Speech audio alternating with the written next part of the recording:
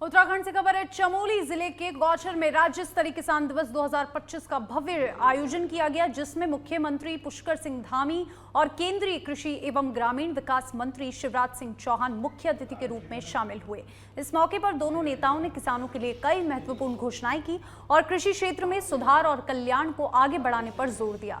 केंद्रीय मंत्री शिवराज सिंह चौहान ने मौसम आधारित फसल बीमा योजना के तहत लगभग 88,000 किसानों के खातों में 65.12 करोड़ की बीमा राशि डीबीटी के माध्यम से हस्तांतरित की, जिससे किसानों को वित्तीय सुरक्षा मिली। राज्य स्तरीय किसान दिवस पर आयोजित कृषि मेले में पहाड़ी उत्पादों के स्टॉल और कृषि से जुड़े विभिन्न प्रदर्शनी भी प्रमुख आकर्षण रहे। कार्यक्रम के दौरान कृषि योजना, नवाचारों, कल्याणकारी उपायों पर केंद्र और राज्य सरकार के साझा प्रयासों की बातें सामने आई। किसानों, कृषि विशेषज्ञों और आम जनता ने इस पहल को सकारात्मक बताया। लाभ प्रदान करने की योजना बनाई गई है। इसके साथ ही हम सुगंधों को प्रोत्साहित करने के लिए काशीपुर में 40 एकड़ भूमि पर अरोमा परभूमि उद्योग को बढ़ावा देने के लिए 300 करोड़ रुपए की लागत से अरोमा पार्क भी विकसित कर रहे हैं। यही नहीं, आज अभी हाउस ऑफ हिमालयाज ब्रांड के माध्यम से राज्य के मिलेट, कृषि के उत्पाद और हमारी महिलाओं के द्वारा, मातृशक्ति के द्वारा बनाए गए उत्पादों को आज विभिन्न स्थानों तक पहुंचाया जा रहा है। विपणन के अनेक अवसर प्रदान हो रहे हैं। हमारे इन्हीं प्रयासों का परिणाम है किसानों की आय में वृद्धि करने में भी देश भर में हमको पहला स्थान प्राप्त हुआ है। आज हमारे निर्णयों से हमारे प्रतिपक्ष के लोग, विपक्षी दल भी परेशान है, क्योंकि जितना हम आज देश और प्रदेश में कृषि के क्षेत्र में काम कर रहे हैं, उसके बाद उनको हमारी आलोचना करने के लिए कोई सच्चे मुद्दे नहीं मिल रहे हैं। आज के अवसर पर मैं आप सभी किसान भाई बहनों से आह्वान करना चाहता हूं कि आधुनिक तकनीकी, वैज्ञानिक कृषि पद्धतियों और सरकार की जन कल्याणकारी योजनाओं का अधिकतम लाभ उठाएं और आदरणीय प्रधानमंत्री जी के 2047 तक विकसित राष्ट्र बनाने के विकल्प रहित संकल्प को साकार करने में अपनी सशक्त भूमिका निभाएं। इसी के साथ मैं एक बार फिर से आप सबकी तरफ से आप सबका धन्यवाद करते हुए और आदरणीय कृषि मंत्री जी का उत्तराखंड वासियों की ओर से, अपनी ओर से आभार व्यक्त करते हुए कि आप हमारे बीच में आए और आज आपने हमको एक यहाँ पर पत्र भी दिया है स्वीकृति का, जिसमें भारत सरकार के द्वारा पीएमजीएसवाई 4th बैच 1 के अंतर्गत उत्तराखंड राज्य की 309 ग्रामीण बसावटों को जोड़ने के लिए 1228 किलोमीटर सड़क निर्माण के लिए 1706 करोड़ रुपए की प्रस्ताव पर अपनी स्वीकृति दी है। हमको ये धनराशि आपने प्रदान की है, मैं जिसके लिए माननीय मंत्री आदरणीय शिवराज सिंह चौहान जी का देवभूमि के प्रत्येक परिवार की ओर से आपका हृदय की गहराइयों से आभार व्यक्त करता हूं और आपको एक बार फिर से धन्यवाद करते हुए सभी किसान भाइयों के कल्याण की कामना करते हुए अपनी बात को समाप्त करता हूं। बहुत बहुत धन्यवाद। विराजमान सभी साथी, नेता, पदाधिकारीगण, मेरी बहनों, मेरे भाइयों, आप सबको दोनों हाथ जोड़कर और शीश झुका के प्रणाम करता हूं। आप सबको नमस्कार करता हूं और उन शहीदों को नमन जिनके कारण आज अपने घरों में चैन की सांस लेते हैं। मैं अमर शहीदों का चारण उनके यश गाया करता हूं, जो कर्ज राष्ट्र ने खाया है मैं उसे चुकाया करता हूं। अमर शहीदों को बारंबार प्रणाम।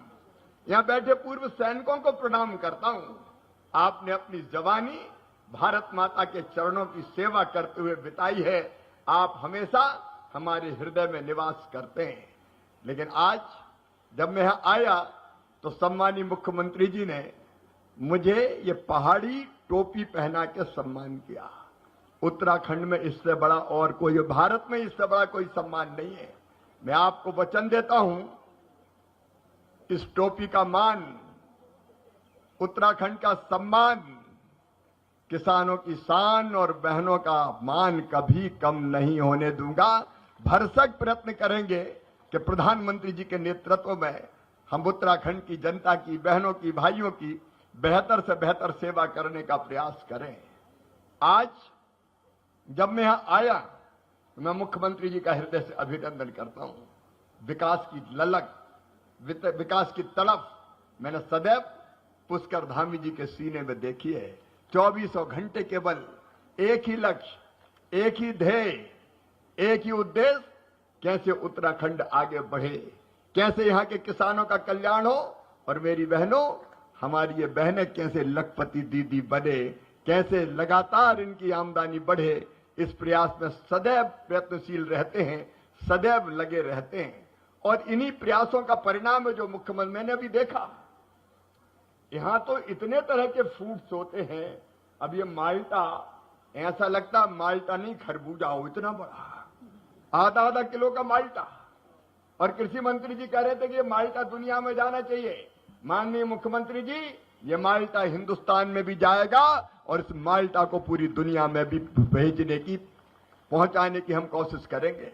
आज मैं इस अवसर पर उत्तराखंड के किसान भाइयों से कहना चाहता हूं, मुख्यमंत्री जी भरपूर प्रयत्न कर रहे हैं। प्रधानमंत्री जी के नेतृत्व में केंद्र सरकार भी कोई कसर नहीं छोड़ेगी। मेरे किसान भाइयों, आज ही आपने देखा, हमने अपने उन किसान भाइयों के जिनकी मौसम की विपरीत परिस्थितियों के कारण फसलें खराब हुई है, उनके खाते में 65 करोड़ रुपए से ज्यादा की राशि डाली है। और इस साल, अकेले इस साल 500 करोड़ रुपए से ज्यादा की राशि डाली जा चुकी है। भगवान ना करे कभी प्राकृतिक आपदा आए, लेकिन दिन और रात मेहनत करता है किसान, खून पसीना एक करता है। और उत्तराखंड की धरती पर तो खेती करना कितना कठिन है, मैं अपनी आंखों से देख के आया हूं। यहाँ के सीढ़ीदार खेत, उन पर चढ़ना, वहां हल चलाना, वहां मशीन चलाना, वहां दिनों रात खेती करना। और भाई तो करते हैं, लेकिन भाइयों से ज्यादा मेरी बहनें मेहनत करती है। इन बहनों को मैं प्रणाम करता हूं। और ऐसी परिस्थितियों में जब उत्तराखंड में खेती का आकार, जमीन कम हो रही है, तब आपने उत्पादन बढ़ाने का चमत्कार किया है, उत्पादन बढ़ाने का चमत्कार किया है। आज मैं कृषि मंत्री भारत सरकार के रूप में आपको यह कहने आया हूं कि यहाँ के जो फ्रूट्स है, उनमें और प्रगति विकास की, अलग अलग तरह के फ्रूट्स को और लाने की, उनका उत्पादन बढ़ाने की असीम संभावनाएं हैं। और इसलिए मेरे उत्तराखंड के किसान भाइयों, एक क्लीन प्लांट सेंटर, क्योंकि अगर फलदार पेड़ चाहिए तो फलों के पेड़ अच्छे बागवानी के लिए, बगीचों के लिए आपको अच्छे पेड़ चाहिए, अच्छी वैरायटी के पौधे चाहिए जिनमें अच्छे फल लग सके। और कई बार आप कोई पौधा लेके आते हैं नर्सरी से और वो पौधा खराब निकल जाता है, उत्पादन उतना नहीं होता, या बैक्टीरिया वायरस का अटैक हो जाता है, तो किसान की सारी मेहनत बेकार हो जाती है। उत्तराखंड के किसान भाइयों, 100 करोड़ रुपए की लागत से एक क्लीन प्लांट सेंटर उत्तराखंड में स्थापित किया जाएगा। ये फैसला हमने किया है और इसको हम ICR CITH के क्षेत्रीय स्टेशन मुक्तेश्वर में माननीय मुख्यमंत्री जी आपके सहमति और आपके प्रयत्नों से हम स्थापित करने का काम करेंगे। चाहे कीवी हो, चाहे सेब हो, चाहे माल्टा हो, नींबू वर्गीय फल हो, अलग अलग तरह के फल के अच्छे पौधे आपको उपलब्ध करवाए जाएंगे। और थोड़े मोरे नहीं, लाखों पौधे, आपको जितने पौधे चाहिए क्लीन प्लांट की उपलब्धता की जाएगी। मैं आज इस संकल्प के साथ उत्तराखंड की धरती से जाऊंगा कि बागवानी के मामले में, फ्रूट और वेजिटेबल के मामले में उत्तराखंड में घने कोहरे का कहर देखने को मिल रहा है। मैदानी क्षेत्रों में धूप न होने के कारण आम जनता को परेशानी का सामना करना पड़ रहा है।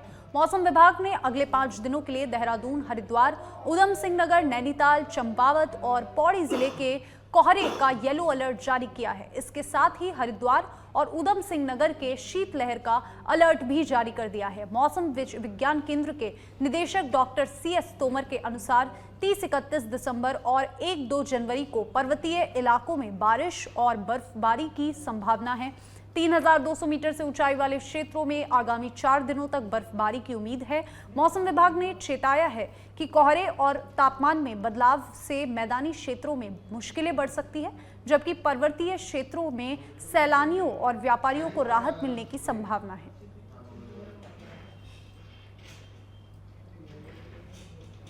अभी जो है येलो अलर्ट जारी किया है, उसमें जो है इन जिलों के अलावा चंपावत और नैनीताल भी है, और बाकी तो उधम सिंह नगर, हरिद्वार तो मुख्यतः है, और उसके बाद पौड़ी के जो प्लेन वाले इलाके हैं, वैली वाले इलाके हैं, और देहरादून के भी।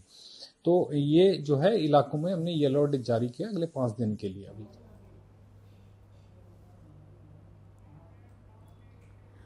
उत्तराखंड के लोहाघाट से खबर है। सुईपाऊ गांव में पशुपालन विभाग द्वारा आयोजित पशु प्रदर्शनी में क्षेत्र के पशुपालकों की मेहनत और उन्नत पशुपालन का शानदार नजारा देखने को मिला।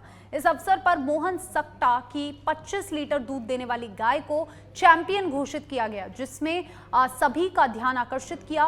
प्रदर्शनी का शुभारंभ ग्राम प्रधान प्रतिनिधि योगेश ओली ने किया। 3 दर्जन से अधिक पशुपालक जर्सी, HF, स्वदेशी नस्ल और बच्चा वर्ग की गायों के साथ पहुंचे। निर्णायकों ने विभिन्न वर्गों में श्रेष्ठ गायों को पुरस्कार प्रदान किया और मुख्य पशु चिकित्सा अधिकारी डॉक्टर वसुंधरा गर्व्याल ने उन्नत पशुओं की पहचान और अधिक दूध उत्पादन के उपायों की जानकारी दी। प्रदर्शनी का संयोजक डॉक्टर JP यादव ने किया और जबकि अन्य विशेषज्ञों और सहयोगियों ने आयोजन को सफल बनाने में अहम भूमिका निभाई। चंपावत में जिला अधिकारी मनीष कुमावत का जनता दरबार अब केवल प्रशासनिक प्रक्रिया नहीं बल्कि आम लोगों की उम्मीदों और संवेदनाओं को जोड़ने का सशक्त मंच बन गया है। सोमवार को पार्टी ब्लॉक के 1 दर्जन से अधिक गांवों से 35 से अधिक ग्रामीण सड़क सुरक्षा की मांग को लेकर पहुंचे। जिला अधिकारी की संवेदनशीलता और त्वरित निर्णय से ग्रामीण बेहद प्रभावित हुए। प्रस्तावित 4 किलोमीटर सड़क बनाने से कई गांवों की दूरी ब्लॉक मुख्यालय से 20 किलोमीटर कम होगी और किसानों की उपज मंडियों तक आसानी से पहुंचेगी। जनता दरबार में फुलेरा गांव के 25 वर्षीय से चले आ रहे भूमि विवाद का समाधान भी हुआ। इसके अलावा दिव्यांग, विधवा और गरीब महिलाओं को पेंशन, आवास और पेयजल जैसी सुविधाओं प्रदान करने की यहां पर बात हुई। जिला अधिकारी की पहल से ग्रामीणों ने आभार व्यक्त किया और उन्हें आशीर्वाद दिया।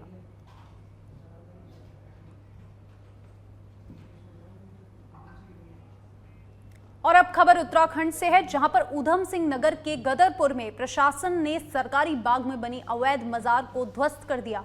कार्रवाई उप जिला अधिकारी ऋचा सिंह के नेतृत्व में हुई। मौके पर पुलिस बल तैनात रहा। उद्यान विभाग की शिकायत और 2 सप्ताह की नोटिस के बाद कोई जवाब न मिलने पर प्रशासन ने यह कदम उठाया। धामी सरकार के कार्यकाल में अब तक 570 से अधिक अवैध संरचनाएं हटाई जा चुकी है। स्थानीय लोगों ने कार्रवाई का स्वागत किया।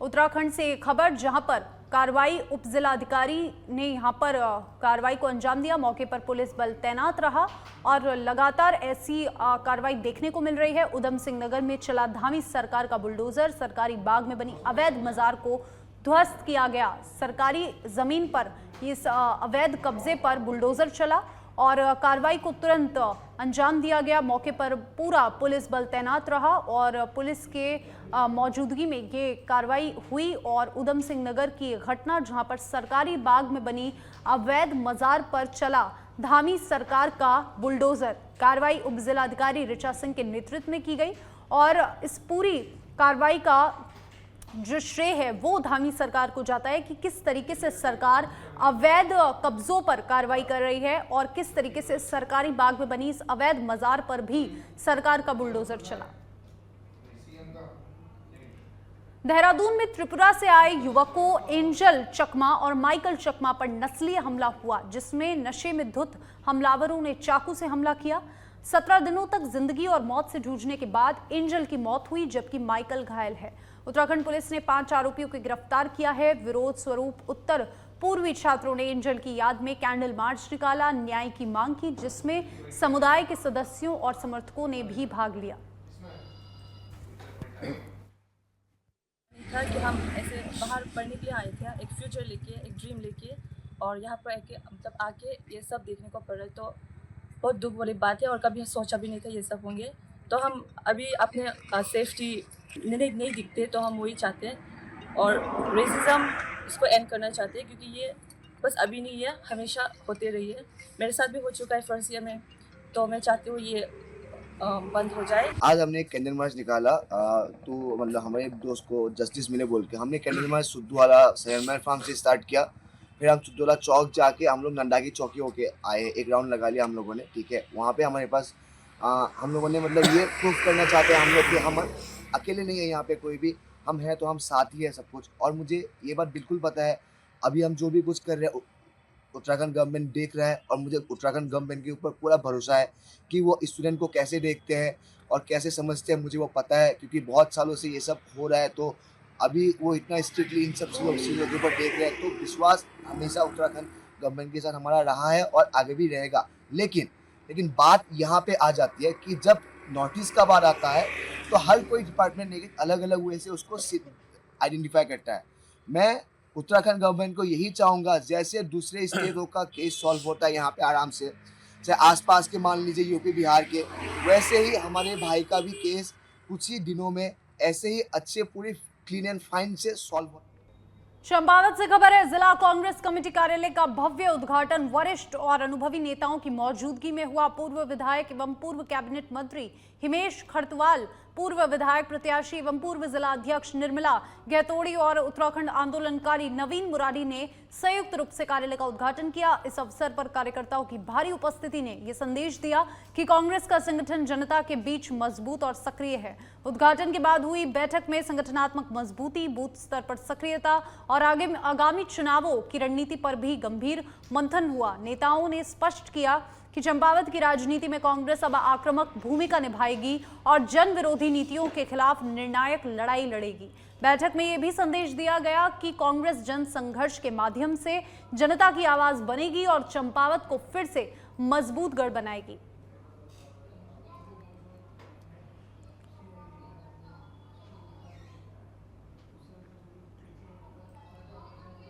देहरादून नगर निगम से जुड़ा टेंडर घोटाला अब सियासी तूफान का रूप लेता जा रहा है। मामले के सामने आने के बाद आनन फानन में एक अधिकारी पर कार्रवाई कर पूरे प्रकरण को रफा दफा करने की कोशिश के आरोप लगे हैं। इसी बीच विपक्ष में बैठी कांग्रेस ने इस मुद्दे पर आर पार की लड़ाई का ऐलान कर दिया है। निकाय चुनावों में कांग्रेस से मेयर पद के प्रत्याशी वीरेंद्र पोखरियाल ने सवाल उठाते हुए कहा कि क्या केवल एक अधिकारी की इतनी हिम्मत हो सकती है कि वह बिना मेयर और अगर यहां पर आयुक्त की जानकारी के करोड़ों रुपए के टेंडर जारी कर दे। उन्होंने ये भी बताया कि आयुक्त की भूमिका पर भी सवाल खड़े करते हुए क्या उनका काम सिर्फ फोटो सेशन तक सीमित है। कांग्रेस ने इस पूरे मामले में हल्ला बोलते हुए उच्च स्तरीय जांच की मांग की है और चेतावनी दी है कि यदि सच्चाई सामने नहीं आई तो आंदोलन तेज किया जाएगा।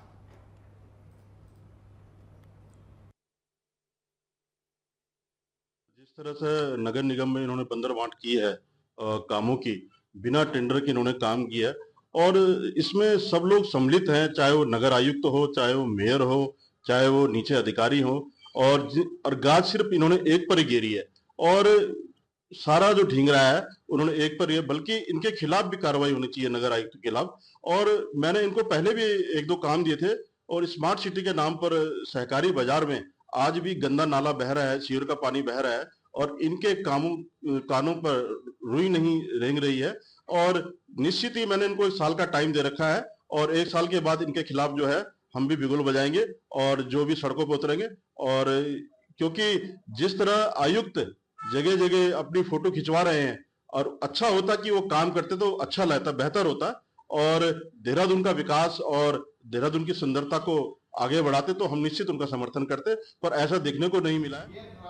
लालकोटी शारदा नगर में एक महिला द्वारा नहर में कूदने की घटना सामने आई है। थाना झककइयों के एसआई लक्ष्मण जोशी के अनुसार सुबह करीब 11 बजे एसएसबी से सूचना मिलने पर पुलिस बल के साथ मौके पर पहुंचकर जल पुलिस और एसडीआरएफ को बुलाया गया, जहां खोजबीन जारी है और अभी तक महिला का शव बरामद नहीं हुआ है। मृतका की पहचान गीता देवी पत्नी लक्ष्मण सिंह निवासी चकरपुर के रूप में हुई है, जो मानसिक रूप से अस्वस्थ थी बताई जा रही है।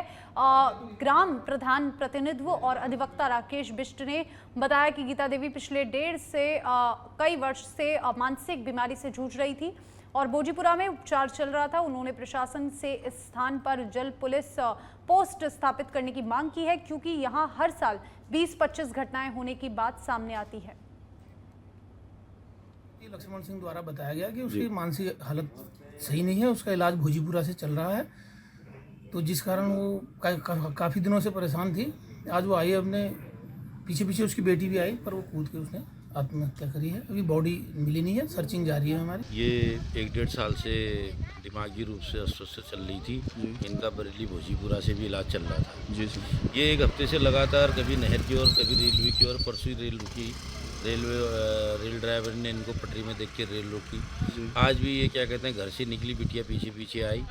जब चप्पल खोल के वो कूदने का प्रयास कर रही थी तो उनकी बिटिया ने उन्हें बचाने का प्रयास किया, तो अपनी 14-15 वर्षीय की बिटिया के हाथ में वो दांत काट के नदी में कूद गई और मानसिक रूप से बेचारी कई समय से अस्वस्थ चल रही थी। और मैं प्रशासन से ये अनुरोध करूँगा कि यहाँ पर हमारे लगभग साल में 25-30 लोग हर साल यहाँ पर मरते हैं। एक अस्थायी जल पुलिस चौकी की यहाँ पर व्यवस्था की जाए, जिसमें 24 घंटे 2-3 सिपाही यहाँ पर जल पुलिस के रहें। अगर ऐसी व्यवस्था हो गई तो यहाँ पर कम से कम 25-30 लोगों को मरने से हम हर साल बचा रहा हूँ कि साल में हमारे यहाँ 25-30 लोग इस नदी में, ये सुसाइड पॉइंट भी बन चुका है लाल नदी वाला ये इलाका। गुरु गोविंद सिंह जी के साहिबजादों की अमर शहादत के अवसर पर नगर में भव्य नगर कीर्तन निकाला गया, जो कलगीधर गुरुद्वारा से शुरू होकर मुख्य चौक, तिरंगा चौक, बिष्ट चौक और एमपी चौक से गुजरते हुए वार्ड नंबर 7 के छोटे गुरुद्वारे में समाप्त हुआ। नगर कीर्तन के दौरान मुख्य मार्गों पर संगत के लिए लंगर की व्यवस्था की गई और जिसमें सभी धर्मों के लोग सेवा में शामिल हुए। पूर्व कृषि मंडी अध्यक्ष सरदार हरपाल सिंह ने कहा कि नगर में हमेशा सभी धर्मों के लोग एक साथ त्योहार मनाते हैं और भविष्य में भी बच्चे इसी परंपरा को आगे बढ़ाएंगे। दिहाड़ा है, सारी संगत, सारी कौम के लोग सभी मिलजुल के गुरु गोविंद सिंह जी का प्रकाश दिहाड़ा मना रहे हैं हम सब लोग। और सब लोग ये हमारे सिंह सभा गुरुद्वारा से शुरू होकर के पूरे शहर में घूमता हुआ नगर कीर्तन जा रहा है। सारी संगत आगे पीछे सेवा करती हुई जा रही है और जगह जगह हर स्थान में हर जगह। देहरादून में नए साल के मौके पर देहरादून में पर्यटकों की संभावित भीड़ को देखते हुए दून पुलिस ने शांति, सुरक्षा और यातायात व्यवस्था को सुनिश्चित करने की तैयारियां पूरी कर ली है। पुलिस अधिकारियों को अपने अपने क्षेत्रों में लगातार चेकिंग और ट्रैफिक मैनेजमेंट सुनिश्चित करने के निर्देश दिए गए हैं। वरिष्ठ पुलिस अधीक्षक देहरादून अजय सिंह ने बताया कि न्यू ईयर सेलिब्रेशन के दौरान जनता और पर्यटकों के सुचारू आवागमन को ध्यान में रखते हुए प्राप्त पुलिस बल की तैनाती यहां पर की गई है। सभी प्रमुख पॉइंट्स पर पुलिस अधीक्षक और क्षेत्राधिकारियों द्वारा तैनात बल को नियमित रूप से ब्रीफ किया जा रहा है। साथ ही अधिकारी स्वयं भी लगातार फील्ड में रहकर चेकिंग कर रहे हैं।